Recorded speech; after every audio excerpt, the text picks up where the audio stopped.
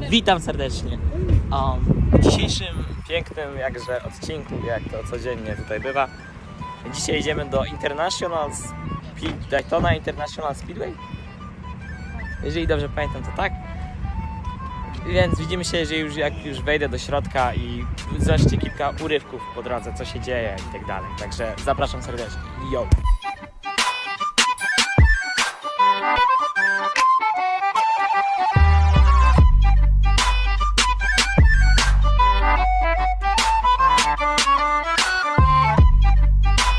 Wife Dan on Main Street, so he had a little bit of money after they were winning the races and stuff.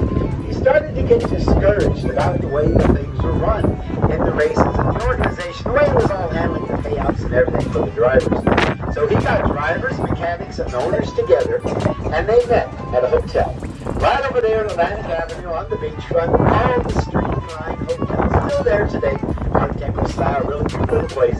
They met on the top floor in the lounge for 3 days, going over rules and regulations of this new organization. Of the Great American Race not only conjured memories of Johnny Beauchamp and Lee Petty's 3-wide photo finish in the inaugural 1959 Daytona 500, but reminded race fans everywhere that a reimagined race experience hadn't changed the core of what Bill France envisioned decades ago.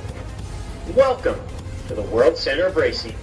All righty, folks, and here we are. We're in the infield on the left-hand side. This is the only part of the speedway that has. We're going to go on and make our way around turns 3 and 4 are angled at 3 degrees. And even the start-finish line, which is going to be one of our first stops, is angled at a certain degree. I'll tell you about that when we get there. But right now, look over to the right. Here's the high bank turns number 1 and 2. From that double yellow line all the way out to that outside wall is like a 4-story building. It is 42 feet. Now that's enough space for 3 cars comfortably side by side where they're not bouncing off of each other. But with that much space, one driver's going to look at that and go, I can fit in there. And all of a sudden, there's 4 cars side by side. And that's when the fun starts happening. Someone's going to bounce off somebody. Someone's going to hit that outside wall and all hell breaks loose. Now what happens then, this wall is actually called a safer barrier. It's steel and foam energy reduction.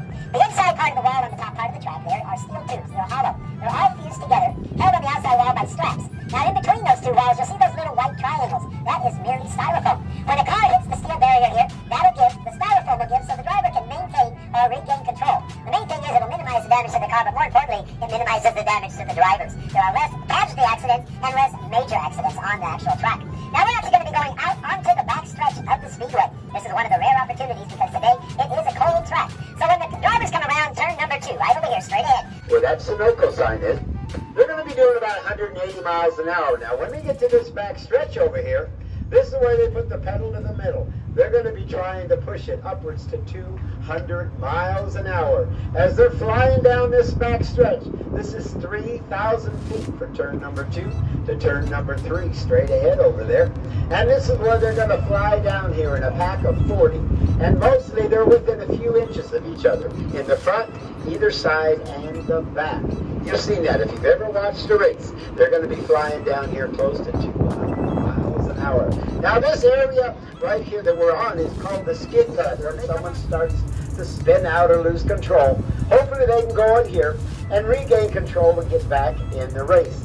But on the inside is a safer barrier wall as well, just in case they can't regain control and get back in the race that quick.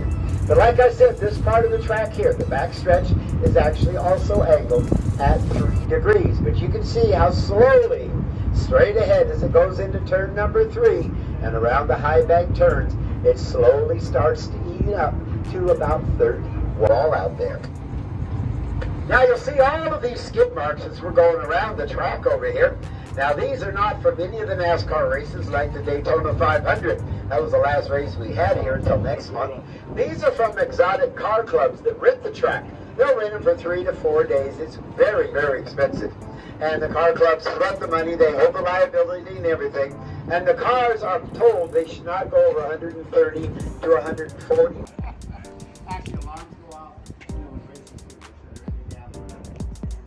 Patrzcie na ten angle, tak zwany. Mama, ja namalowałem włąko. 1 na 1000 napisów. Mama, ja namalowałem włąko. Super. A też coś? znajdźcie Daytona 2021. Polecam. Line. Once they hit that line, they have to be doing 55 miles an hour. They also cannot pull more than 3 pits into their pit before their assigned pit, or there's a penalty for that. Now let me tell you what happens here at the pit. You ever seen the pit crew do the car when they change them and do all that? Well, they're going to hop off the wall, jack up this side, change 2 tires, add a can of fuel, lower it down, go to the other side, jack it up, change 2 tires, add a can of fuel, lower it down. The car's back in the race. All of that's going to happen in 12 to 15 seconds. These guys are insane. Of course, you don't want to spend too much time in pit road right here. The longer you're here, the further back you're going to be in the race. Now on the right-hand side, the Chevrolet building is the original Victory Lane right over there. Original Victory Lane, of course, since 1959. Now in 2004, we had what we call the Thursday Hurricane. 3 hurricanes, 3 weeks in a row. Everyone was on the Thursday. It was getting ridiculous by the 3rd week. Unfortunately, that 3rd hurricane, Hurricane Charlie, literally wiped out everything except the Victory Lane on the right-hand side. So they had to rethink and rebuild all of the infield, all the garages, and they even added a new Victory Lane right here on the left. Now we're going to do something that we usually don't do.